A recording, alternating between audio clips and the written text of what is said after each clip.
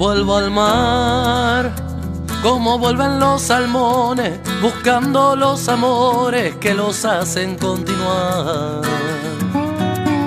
Vuelvo al mar, perdido en lo profundo, cambiando pa' otro rumbo, siguiendo la marea, dejándote en la estela donde otro te pueda hallar.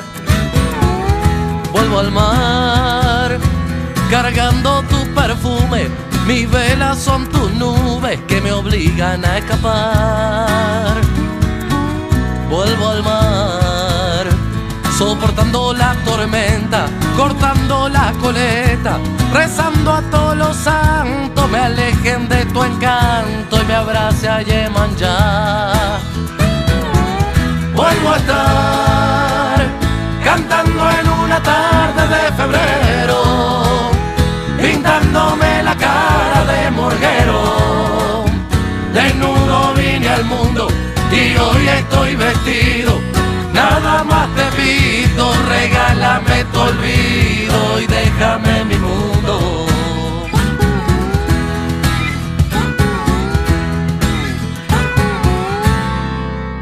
Vuelvo al mar, salando mi amargura, olvidando tu dulzura con el ácido del mar. Vuelvo al mar, colgando tu retrato, rayando garabatos, fijando con imanes laberintos y refranes sobre la felicidad. Vuelvo al mar, siguiendo pescadores que olvidan los rencores cada noche que se va. Vuelvo al mar, gaviota ya sin nido, veleta sin sentido, rosa de los vientos, perdida entre tu aliento que no para de soplar. Vuelvo a estar cantando en una tarde de febrero, pintándome la cara de morguero.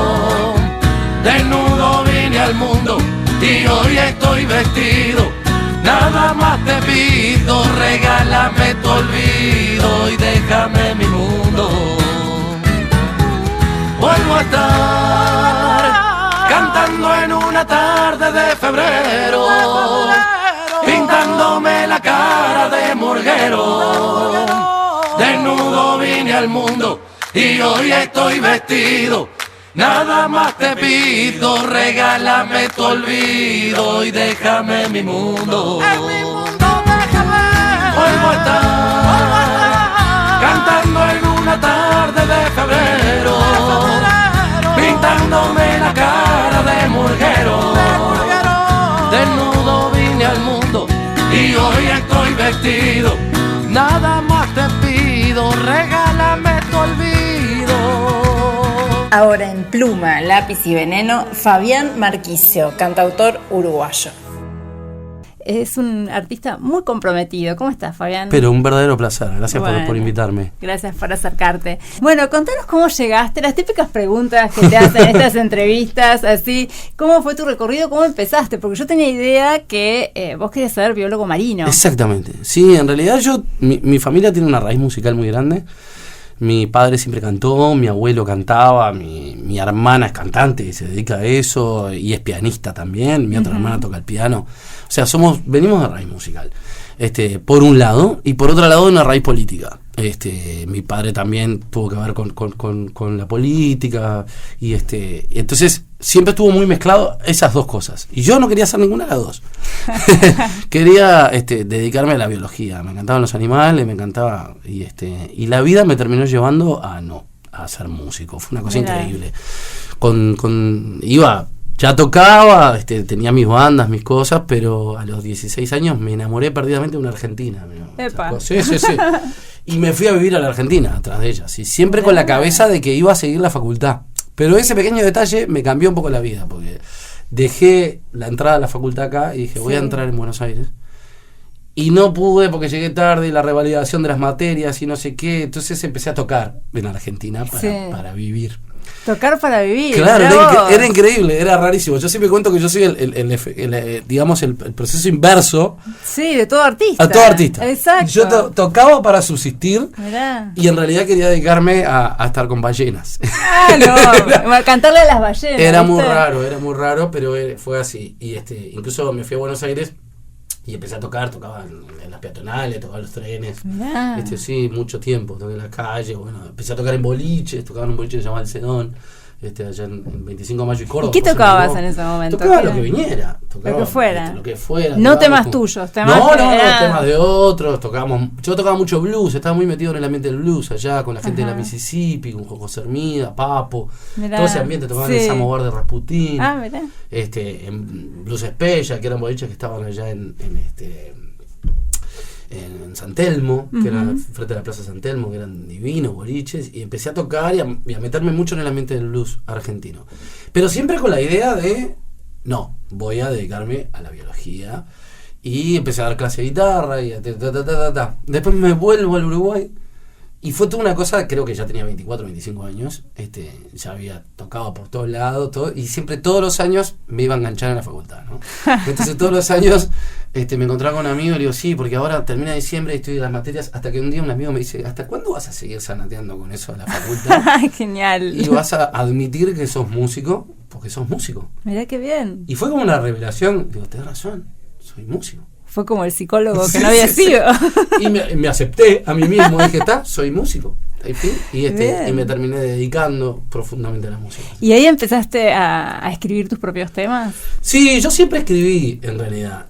Pero como no era como lo que te digo, no era como mi finalidad final ser músico, no era una cosa que yo, sueño con grabar un disco. No, a mí me encantaba tocar en los boliches. Sí. Me encantaba la bohemia, siempre fui muy bohemio y me encantaba la bohemia y me encantaba lo que la música me proporcionaba. Claro. Era tocar, conocer gente, yo qué sé, conseguir novia, lo que hacemos todos los músicos. Y seguir de largo. Entonces venían y me proponían muchas cosas. Che, vamos a hacer esto. Venía gente, yo te quiero manejar. Pues yo, no, a mí no me interesa. Claro, no. Y música para teatro hiciste también. Claro, ¿no? Muchas cosas. Ahí empecé, cuando te digo que me empecé a decidirme, que ahora sí como a los 23, 24 años, dije, bueno, vamos a grabar un disco. Yo tenía una cantidad de canciones. Hice como un recopilado de todas las canciones que había hecho. Y grabé un disco, el primero que salió en 1999, que se llamó Pequeñas Diferencias. Que es un recopilado de canciones. Hasta el día de hoy lo escucho y no tiene como una hegemonía el disco. Claro. Es un recopilado de canciones, algunas las compuse a los 15 años, otras a los 20, otras a los 22. O sea, y está bueno porque además en ese momento graban músicos que hoy en día son bastante conocidos, son muy conocidos acá en Uruguay, que en ese momento éramos muy amigos de boliche y no éramos tan... Claro. ¿Ahí grabaste con Nico Ornicho? Ahora con el Nico Ornicho, con Claudio Tadei, con Gonzalo Farrugia, que era el baterista de Siglo en aquel momento, que era una banda emblemática del Uruguay. Músicos tremendos. Diego Bartaburo, que hoy en día es el baterista de No Te Va a Gustar. O sea, músicos. En ese disco hay un seleccionado de músicos que lo nombras hoy en día y te dicen, ¡pa! Pero éramos todos unos nenes. Diego era un amigo de la esquina. Claro. Éramos todos chicos. Qué genial. Pero divino, sí. Y lo de la música de teatro fue como paralelo también. Fue como medio casual, así. Un día vino una chiquilina y me dice, yo trabajo en La Gaviota, que es una compañía de teatro de Montevideo. Y me dijo, y estamos buscando un músico para que toque en una obra. Claro. La idea era que tocara una obra. Y fui a tocar la guitarra en una obra de teatro. Y al final la música era media tenebrosa. No me acuerdo quién la había armado. Y yo pensé, esta música es media rara. Como que no pega con la obra de teatro. Y ahí me dijo, bueno, ¿y a vos qué se te ocurrió ese? Y yo haría esto. Está buenísimo. Y vamos a hacer eso. Y te animás a hacer. Tenemos otra obra. Y fue todo así como muy casual. Bien. Pero también tuve la suerte de trabajar con grandes actores y grandes directores de teatro acá en Uruguay, que para mí fue un gusto. Además el teatro es un mundo hermoso. Tremendo. Divino. Y después te fuiste por ahí, por allá por el 2002, por de gira por Latinoamérica y te perdiste medio por ahí. Y contar un poquito de esa experiencia que fue muy fuerte, me parece. Fue muy fuerte. Porque... Y en realidad fue como... Eso fue como el cambio en mi vida un poco y en mi carrera musical. Sí. En 2001-2002 viene la famosa crisis aquella, en Uruguay y en Argentina, Y claro, una de las cosas que más reciente de eso es la música. Dejamos de tocar, se dejaron de vender discos, no había lugares donde nada. Era una mortadela tremenda. Lo cual a mí a nivel económico no me afectaba, porque yo andaba en bicicleta y... Sí, claro. Te lo digo, ¿verdad? Era bohemio total. Y no me importaba, sí, tocaba menos y tenía menos plata para comprar bobadas.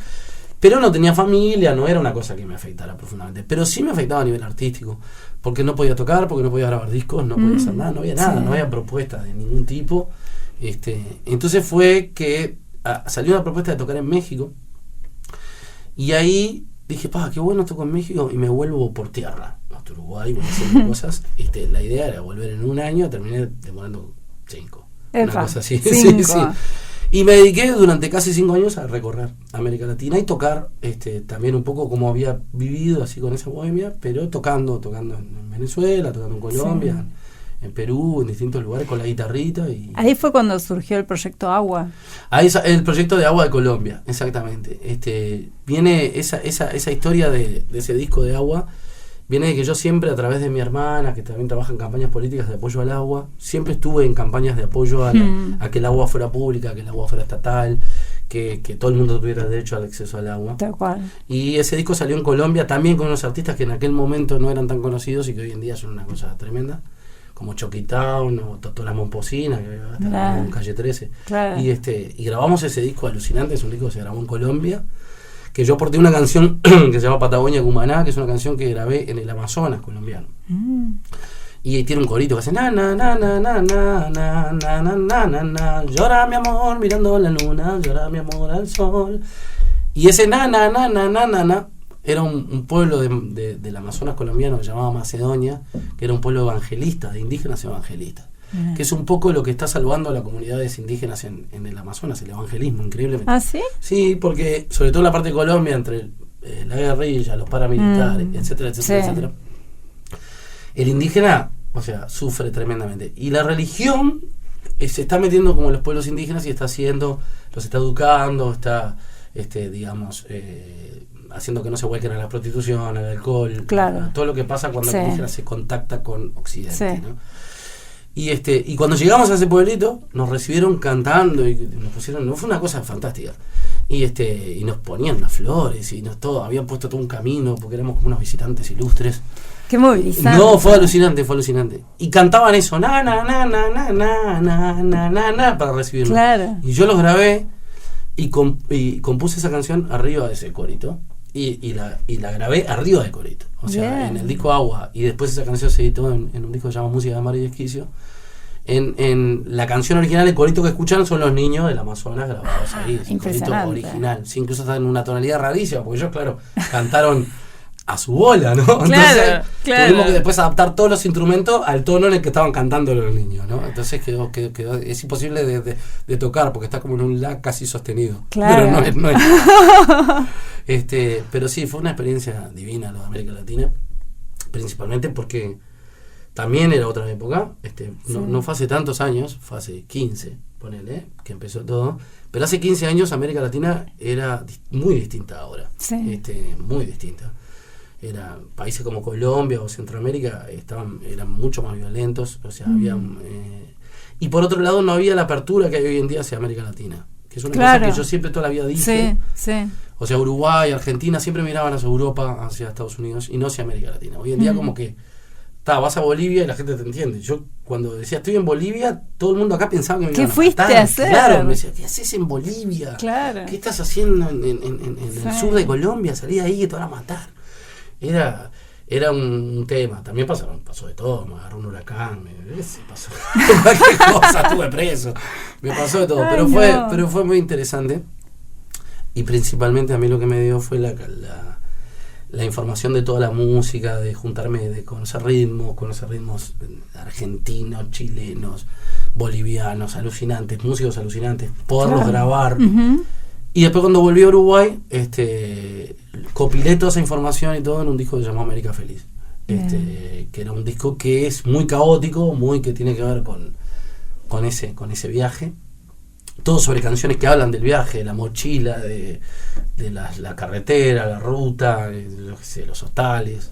son todas canciones que tienen que ver eso, con extrañar, con la nostalgia, y que están plagadas de esos ruidos y de esos músicos. O sea, si uno escucha todo el disco, aparecen percusionistas de Venezuela, flautistas colombianos, Divino. Sí, niños que Divino. cantan en todos lados, gente que habla, silbatos de no sé dónde. Claro. O sea, tiene toda una está grabado todo en forma como conceptual, digamos, comienza y termina, y no termina nunca el disco. Todos los temas van enganchados con distintas cosas. Ah, Y está hecho un poco como un viaje, ¿no? Arranca con un niño que va contando una historia y empieza un primer tema, y después engancha otro niño que no sé qué.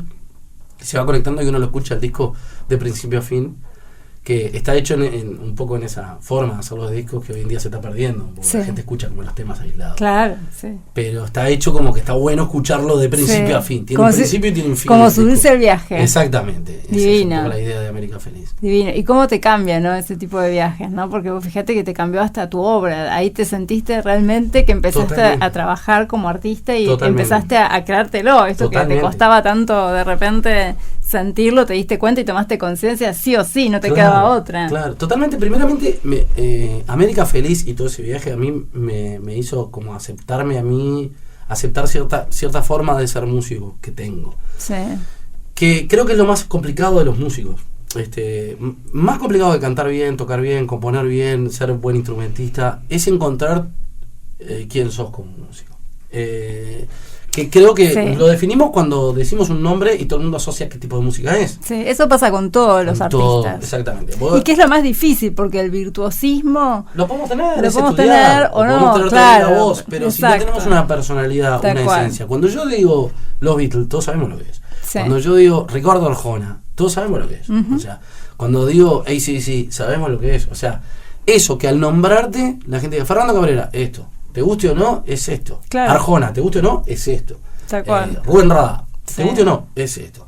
Eso es lo más complicado. Eso creo que es lo que te lleva mucho tiempo encontrar. Tal cual. Y a mí, obviamente, me encontró porque oscilé entre muchos ritmos, entre muchos músicos, hasta América Feliz.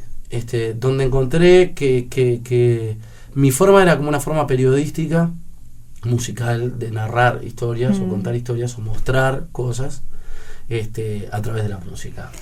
Mostrar reflejado a lo que puede hacer Gieco, reflejado a lo que puede hacer ese estilo, el estilo del cantautor, del juglar que cuenta, donde no es tan importante el estilo musical, Tal cual. donde no es tan importante el ritmo, o no es tan importante, sino que es más importante la historia en sí mismo. Ujú. Podemos hacer una cumbia villera si queremos hablar de una persona de una villa. Tal cual. Podemos hacer una música clásica si queremos hablar de no sé, Maya Pisicaya. Es O como sea, la herramienta que se adapte mejor a lo que vos quieras comunicar. exactamente. Ser un contador de historias es eso. Que además yo lo hago mucho en los escenarios. Cuento la historia de Sí, la canción. es verdad.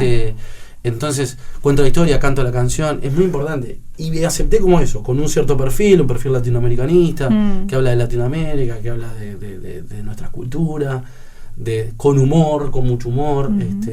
Y bueno, y me encontré eso. Y fue una formulita que con América Feliz funcionó muy bien. Funciona muy bien y creo que es más o menos el perfil que tengo musicalmente.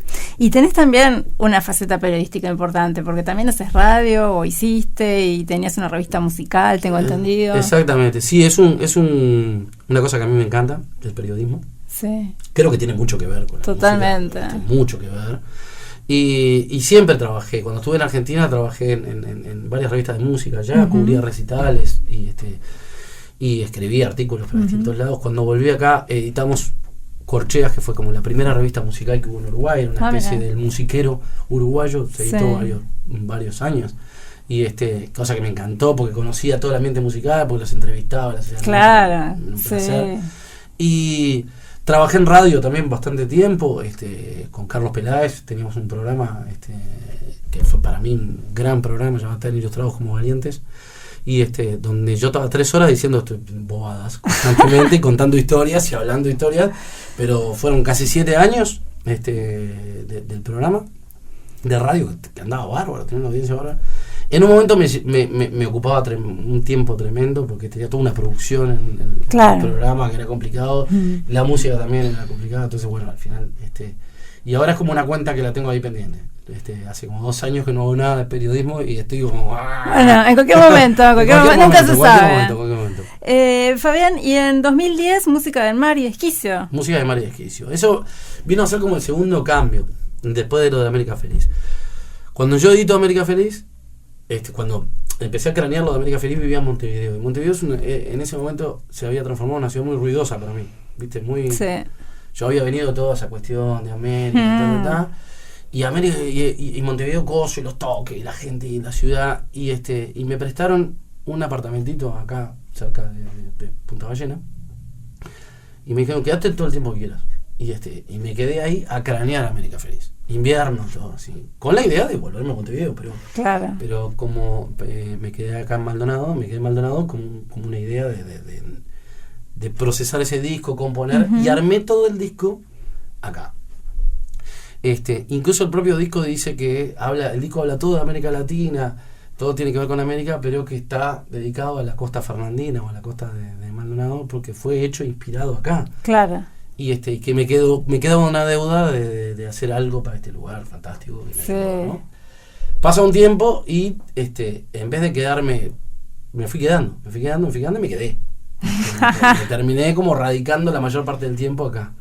Y ahí empecé a componer canciones que tenían que ver con eso, con el mar. Está ese de Yemanjá. Yemanjá, claro, Vuelvo al mar, Mamacocha Yemanjá. Ay, eso, qué lindo. Canciones que tienen que ver con el mar y Sí. con la vida frente al mar. Me di cuenta de que había toda una vida que la gente del mar lo asocia con la playa y con el verano y con la arena.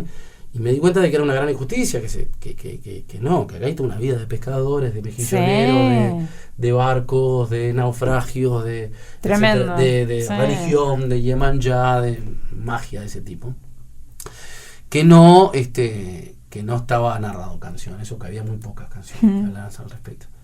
Y bueno, y ahí empezó la creación de Música de Mar y de Esquicio.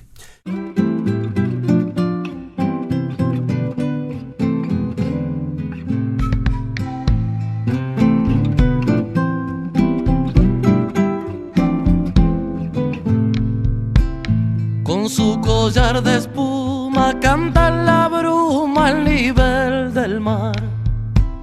Mirando hacia la altura lloran los ojos de Yemanjá. Y sanará y callará cuando las una el cóndor a Mamacocha y su hermana. Cuando la Pachamama te abra el camino, mi Yemanjá.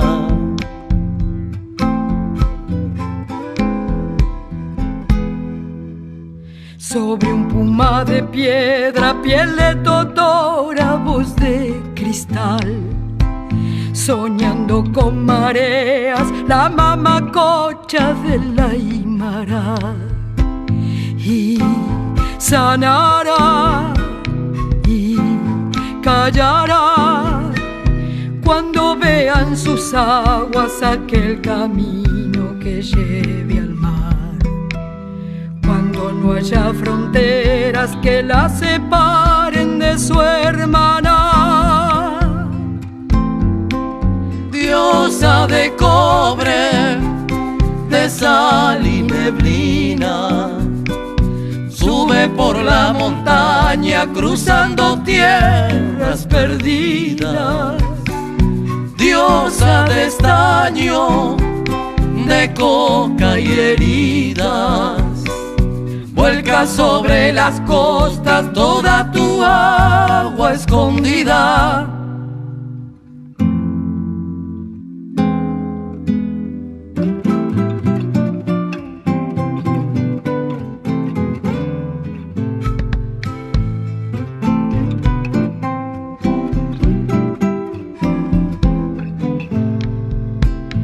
Arriero de montaña, lleva tu llama a besar el mar.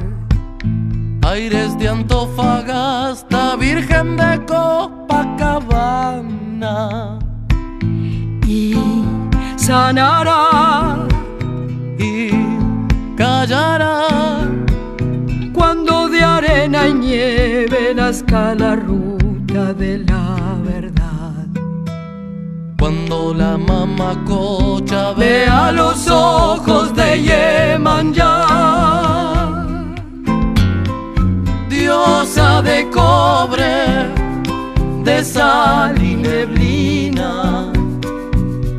Andé por la montaña cruzando tierras perdidas, diosa de estaño, de coca y heridas. Vuelca sobre las costas toda tu agua escondida. Vuelca sobre las costas toda tu agua escondida. Vuelca sobre las costas toda tu agua escondida. Que es como un disco doble, digamos. Es un disco simple, pero es como si tuviera dos partes: el mar y el desquicio. Claro. Y el mar habla todo de cosas de mar, de tranquilidad, de asentarse. Fue un momento también en el cual me asenté como pareja, que tuve mi primer hijo. Uh-huh. Entonces también fue un momento de dejar la bohemia. Claro, otra etapa. Otra etapa. Y el desquicio, que son 6 canciones que hablan de eso, el consumo, de lo que yo había notado en Montevideo, este consumo cuidado, el gordo de la Coca-Cola, que son canciones que hablan de todo eso, de comprar en Navidad, de comprar en la ciudad y la locura.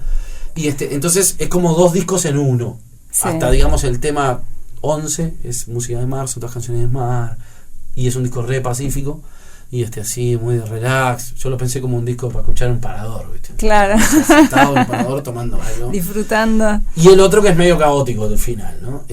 Todavía así medio duro. Y fue un disco también de inflexión, porque todos los que les había gustado América Feliz, o que América Feliz se vendió fantásticamente, fue un disco que anduvo bárbaro, no les gustó Música de Mar. O sea, esperaban como lo mismo, esperaban esa onda caótica de América Feliz y no, y Música de Mar es un disco tranqui, es un disco pacífico, un disco de introspección, de madurez, de otra cosa. Pero lo que pasó es que una cantidad de gente que no me conocía o que no escuchaba mi música, lo escuchó a través de ese disco. Y me encanta.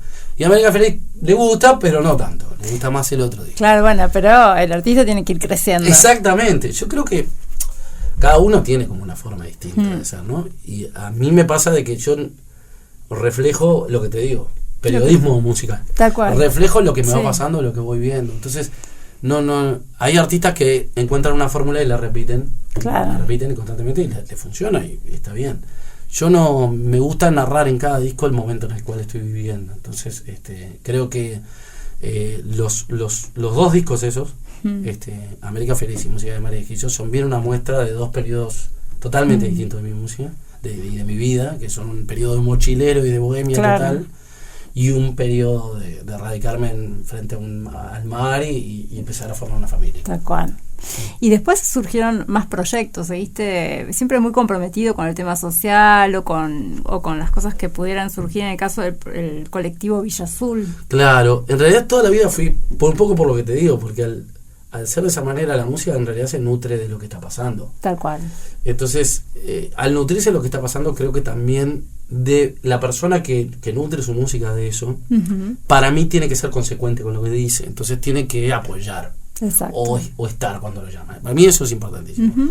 Que se da mucho a veces en la música, que no, es una cosa que yo nunca le perdono a los músicos, ¿viste? Cuando el músico tiene todo el derecho a no decir nada, cantar canciones románticas y vivir su vida tranquilamente, porque un músico no debe ser obligatoriamente un referente social, creo yo.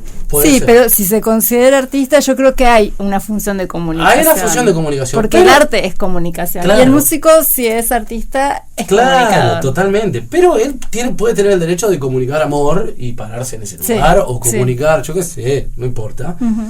Ahora, si estamos usando cualquier lucha social o estamos denunciando una injusticia o estamos diciendo algo, cuando suena el teléfono nos dicen, vení o podés ayudarnos o podés dar un taller, tenés que ir. Claro.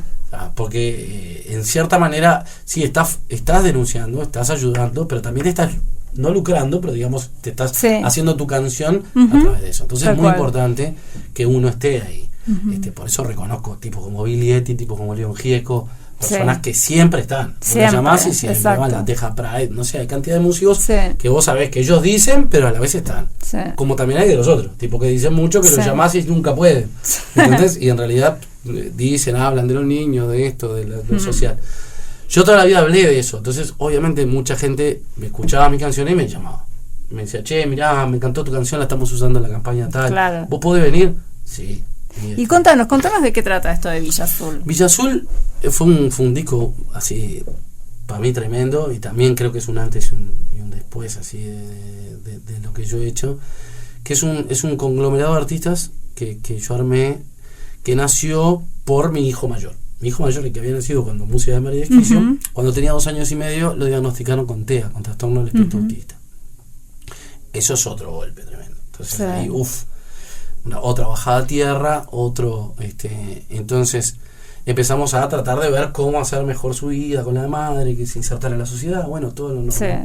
Y nos dimos cuenta de que con alegría y cantándole, como tantas cosas en la vida, él mejoraba y le ayudaba mucho. Sobre todo cantándole actividades. Le cantamos para ir al baño, le cantamos para hacer caca, le cantamos para cepillarse los dientes, le cantamos para etcétera, etcétera. Como el aguardar, pero exacto, con otras mismo, actividades. con esa cabeza. Comenzamos con aguardar, después usamos no sé qué, y después nos dimos cuenta de que él funcionaba con aguardar y funcionaba con otras. Usábamos la bomba y cabello a la hora del shampoo para lavarle la cabeza, todo. Y él le encantaba, o sea, funcionaba perfectamente. Y un día me puse a buscar, porque debe haber un disco. Claro. Serio, en vez de cantar toda esta sanata. Un disco serio. Claro, debe haber un disco de un terapeuta o algo que haya hecho un disco que trabaje sobre esto. Y no encontré nada. No había nada de nada. Y habían otros idiomas, pero nada en español. Discos sobre actividad encontré que se llaman canciones motoras, que son canciones que sirven para ayudar a los niños, para hacer actividad.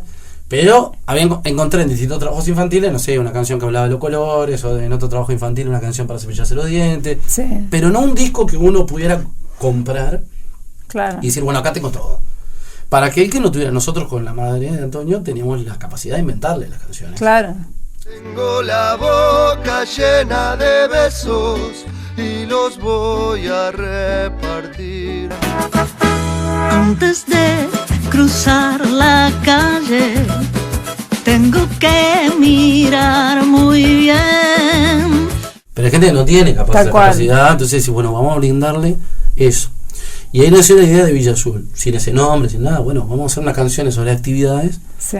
Yo las quería grabar, tengo la posibilidad de tener un estudio de grabación, de poder trabajar con el estudio y de producir. Yo trabajo mucho en producción de discos, entonces bueno, dije, lo grabo acá con una guitarrita, lo subo a internet y lo regalo. Y llamé a Estela Mañone, que es una compositora con la que trabajo, que me encanta lo que trabaja, y le dije, che, Estela, tengo esta idea, bárbaro, lo hacemos juntos, y empezamos a hacer las canciones. Y ahí salió la pregunta de Estela, que me dice, bueno, ¿y cómo lo vas a sacar? ¿Como un disco? Digo, no, mira, la idea era regalarlo. No, pero sacalo como un disco, porque el disco físico también te permite hacer una campaña de concientización. Bueno, esa frase terminó en la demencia que es Villa Azul, que empezamos invitando y dijimos, bueno, si vamos a hacer un disco, vamos a hacer como un colectivo. Entonces vamos a invitar a 4 o 5 para que cantemos. Claro. ¿Y a quién invitamos? Y vamos a invitar a y vamos a invitar al otro. Empezamos anotando en un papelito, ¿viste? Vamos a invitar a Malena Muyala, que yo trabajaba en ese momento, y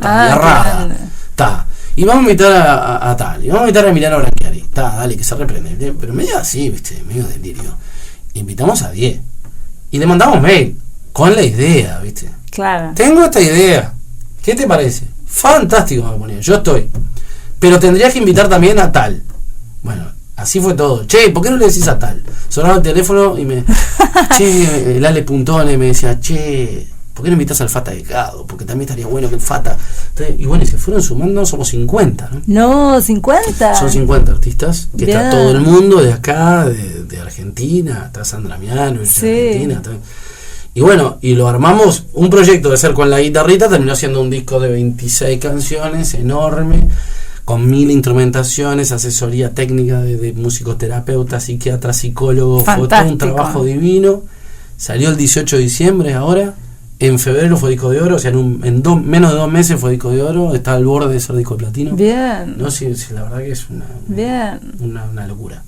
No, y la verdad es que es una gran ayuda, porque terapéuticamente y para la vida diaria de todos estos chiquitos y sus familias, es fantástico. Totalmente. Es fantástico, les cambia el día y la noche. Claro, totalmente. Además, yo cuando se empezó a publicitar antes de que saliera.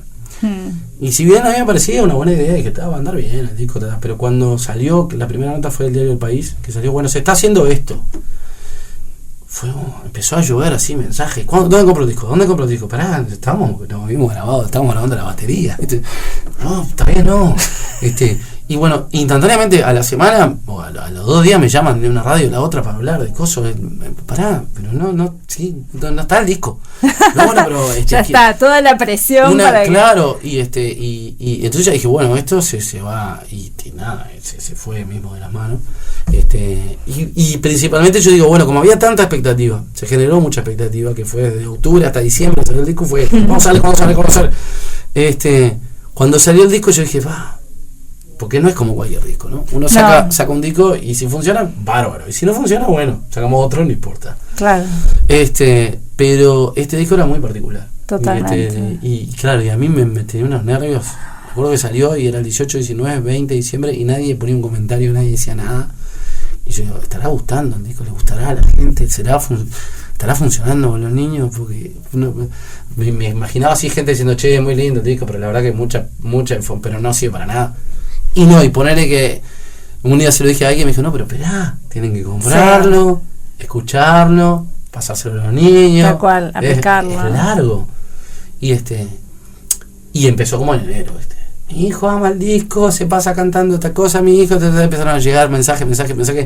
Ahora empezaron las clases y empezaron a llegar. Lo usamos en la escuela todo el día, gracias, y todos los caídos, y divino. Sí. Y la verdad que es una emoción tremenda. Tal cual. Me han contado miles de historias que con una, yo siendo un padre o un niño con capacidad diferente, que sé lo que es, con una de esas historias ya está, valió la pena todo el disco. Tengo 50, tengo una de una madre que me contó hace una semana que el hijo no habla, nunca habló, ella nunca le había escuchado la voz con palabras. Mirá. Y un día se despertó ella y entró el niño cantando la canción de hacer pichí. ¿Sí? No te puedo creer. A baño voy, a hacer pichí. Y me dice, quiero agradecer porque es la primera vez que escucho la voz de mi hijo. No. Y para mí eso es lo que es eso. Sí, los lagrimones. Leyendo ese mensaje, ¿viste? Qué divino. Porque eso es lo que hablamos al principio, de la música como periodística, de la música como un medio. Exacto. Es el sumum de eso, ¿entendés? Es lograr algo, mejorar un poquitito a una persona con una canción. Entonces ya está a la distancia. ¿Sí? Divino. Es el sumum. 1000 felicitaciones, 1000 gracias. Y bueno, me gustaría que cierres cantando algo, sí, aunque no trajiste la guitarra, pero bueno, con tu voz alcanza. Confesar que me tenía que venir con la guitarra y no pude venir. Bueno, te voy a cantar una canción que es a capela, en realidad. Bien. Que es una canción del disco Música de María Esquicio que cantamos con un cantante brasileño que a mí me encanta, que se llama Peleco. Es en portugués la canción, ¿no? Pero viste que los idiomas son muy... Es una canción para San Jorge, que San Jorge es São Jorge, es Ogún en la afro religión, ¿no? En la Umbanda, y que protege un poco a todos los hijos del mar y de Iemanjá, y por eso está ahí. São Jorge, me presta o cavalo, São Jorge, me ajuda a esquecer.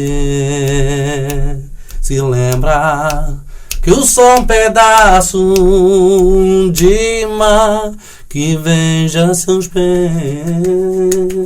São Jorge, me empresta um cavalo, São Jorge, me ajuda a te ver. Meus olhos não sabem de fome se fico bem perto a você. São Jorge, canta comigo. São Jorge, mora meu violão. São Jorge é da minha tribo, é cigano da revolução. São Jorge é da minha tribo, é cigano da revolución. Muchas gracias. Era Fabián Marquisio, muchas gracias por acompañarnos en Pluma, Lápiz y Veneno. Un gusto.